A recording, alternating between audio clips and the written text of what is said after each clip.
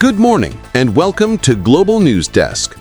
Dozens of aid trucks have begun rolling into Gaza through the Rafah crossing with Egypt this morning, signaling a major step forward in the ceasefire agreement that took effect on Friday.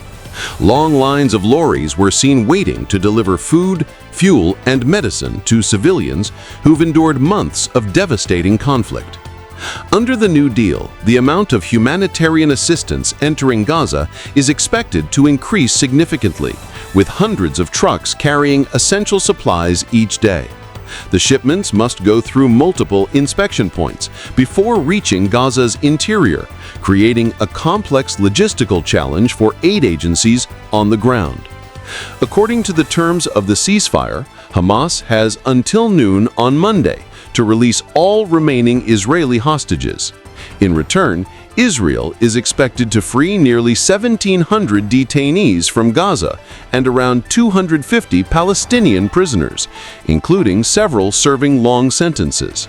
For many Gazans, this fragile peace is a moment of relief and uncertainty at the same time.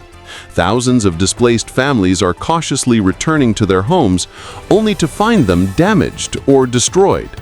Large parts of Gaza remain without water, power, or basic infrastructure, and humanitarian groups are racing against time to deliver critical assistance before supplies run out.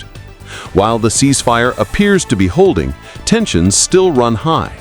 The question of who will govern Gaza during this transitional phase remains unresolved. Reports suggest that Hamas may not directly administer the region, with a technocratic body under international supervision being discussed as a possible solution.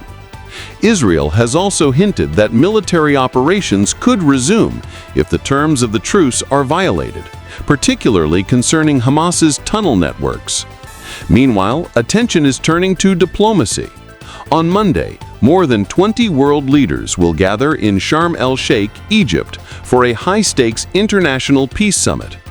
U.S. President Donald Trump and Egyptian President Abdel Fattah el-Sisi will co-chair the talks, with the United Kingdom's Prime Minister Keir Starmer among the attendees.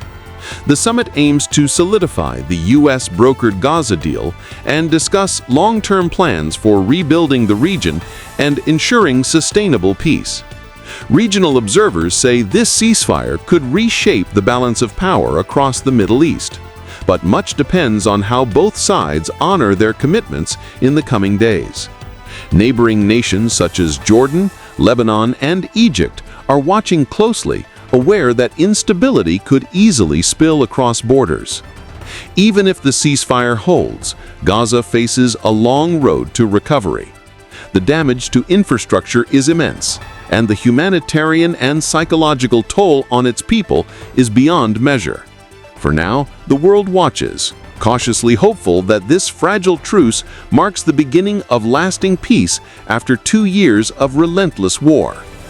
This is Global News Desk, bringing you the latest from Gaza and beyond. Stay with us for continuous updates and live coverage from across the region.